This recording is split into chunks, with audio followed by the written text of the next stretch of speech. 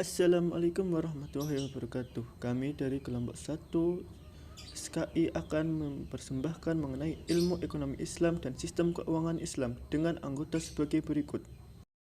Yang pertama ada Wahyu Anggraini Sakti, Eka Syafaatul Utma, Ipung Dwi Suharno, dan Makfilo Izzani Maulani. Pada kesempatan kali ini kami akan menjelaskan mengenai yang pertama ada tujuan perekonomian Islam, yang kedua mengapa ilmu ekonomi Islam, yang ketiga bagaimana persoalan ekonomi Islam, dan yang keempat keunggulan ekonomi Islam. Materi yang pertama akan disampaikan oleh Mbak Wahyu. Menurut Nik Mustafa dan Eka Suprayitno, Islam berorientasi pada tujuan yaitu menyediakan dan menciptakan peluang yang sama dan luas bagi semua orang untuk berperan serta dalam kegiatan ekonomi, memberantas kemiskinan absolut dan memenuhi kebutuhan-kebutuhan dasar bagi semua masyarakat, serta mempertahankan stabilitas ekonomi dan pertumbuhan, dan meningkatkan kesejahteraan ekonomi. Tercapainya tujuan-tujuan ini akan memberikan sumbangan besar bagi pertumbuhan ekonomi, dan akhirnya hal ini mampu menciptakan dan meningkatkan kesejahteraan ekonomi. Ilmu ekonomi Islam dan sistem keuangan Islam. Tujuan ekonomi Islam. Tujuan ekonomi Islam yaitu untuk memberikan keselarasan bagi kehidupan di dunia. Nilai-nilai yang terkandung di dalam ekonomi Islam bukan hanya semata-mata untuk manusia-manusia tertentu, tetapi untuk semua makhluk hidup yang berada di bumi. Sumber utama dalam ekonomi Islam yaitu untuk memenuhi kebutuhan manusia dengan dilandaskan nilai-nilai Islam. Pembahasan selanjutnya yaitu prinsip-prinsip ekonomi Islam. Prinsip-prinsip ekonomi Islam dipandu oleh beberapa sumber.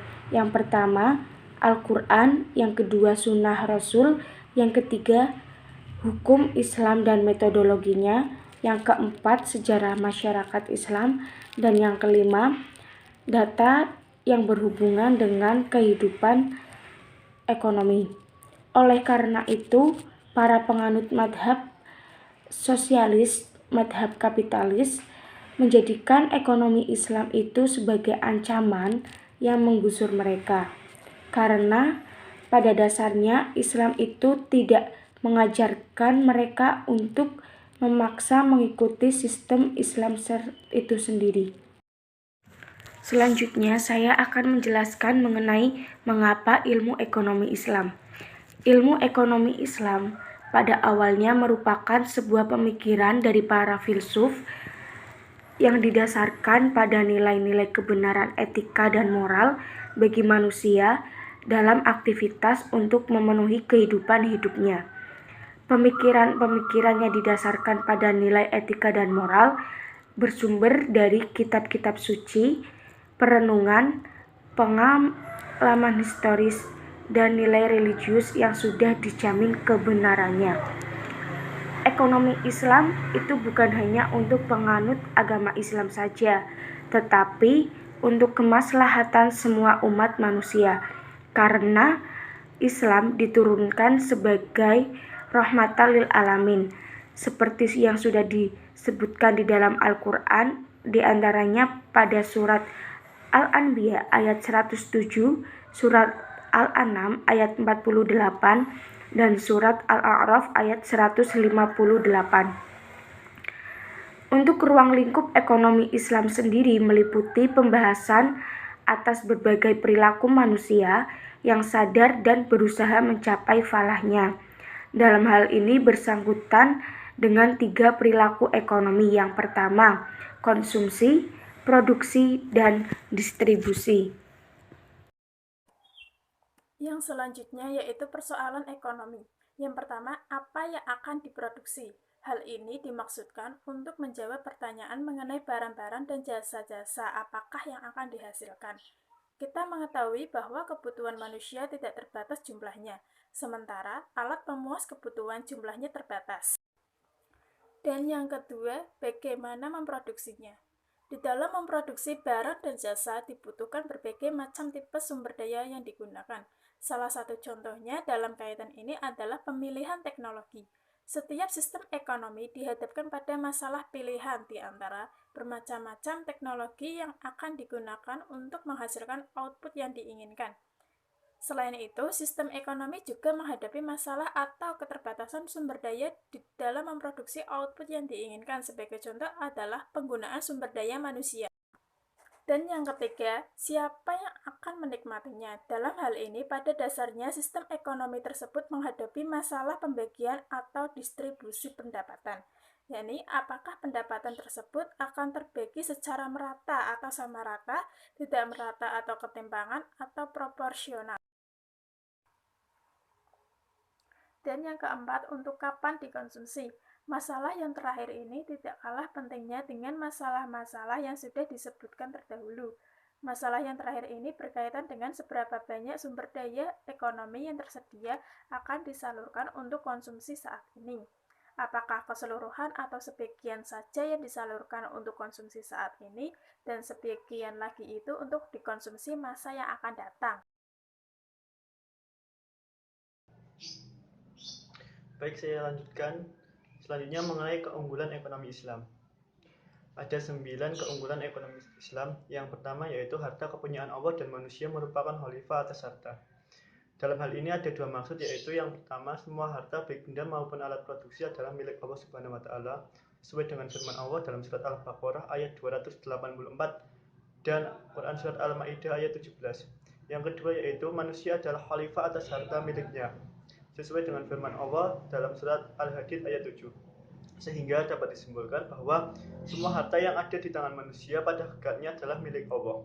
Akan tetapi Allah memberikan hak kepada manusia untuk memanfaatkannya. Yang kedua yaitu ekonomi yang terikat dengan akidah, syariah hukum, dan moral.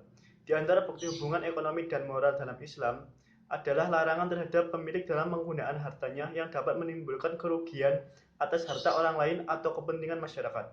Larangan melakukan penipuan dalam transaksi, larangan menimbun emas dan perak atau sarana-sarana moneter lainnya. Yang ketiga yaitu keseimbangan antara kerohanian dan kebendaan. Para ahli menyatakan Islam adalah agama yang memiliki unsur keagamaan, mementingkan akhirat dan mementingkan dunia, karena hal ini tidak bisa terpisahkan.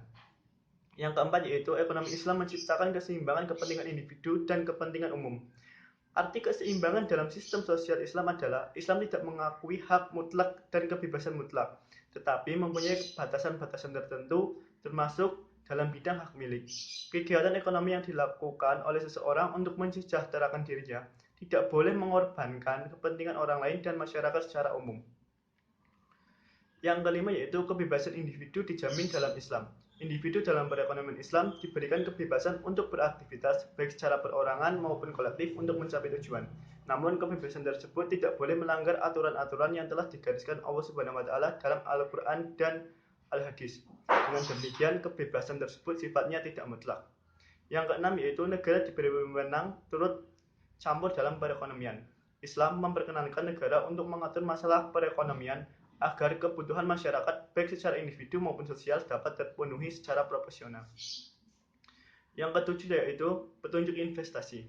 Tentang kriteria atau standar dalam menilai proyek investasi, Al-Mawsu'ah memandang ada 5 kriteria yang sesuai dengan Islam, yaitu yang pertama, baik menurut Islam, memberi rezeki seluas mungkin kepada anggota masyarakat, memberantas kekafiran, memelihara dan menumbuh kembangkan harta, dan yang terakhir melindungi kepentingan anggota masyarakat. Keunggulan yang ke-8 yaitu adanya variabel zakat. Zakat adalah salah satu karakteristik ekonomi Islam mengenai harta yang tidak terdapat dalam perekonomian lain. Sistem perekonomian di luar Islam tidak mengenal tuntutan Allah kepada pemilik harta agar menyisihkan sebagian harta tertentu sebagai pembersih jiwa dari sifat kikir, dengki, dan dendam. Yang terakhir yaitu larangan riba. Larangan riba dalam Islam secara tegas dinyatakan baik dalam Al-Quran maupun hadis yang diwahyukan secara berangsur-angsur, seperti halnya penghalaman khamr. Allah berfirman dalam 4 surat yang melarang adanya riba. Yang pertama yaitu dalam Quran surat Ar-Rum ayat 39, Allah memberikan pengertian bahwa riba tidak akan menambahkan kebaikan di sisi Allah.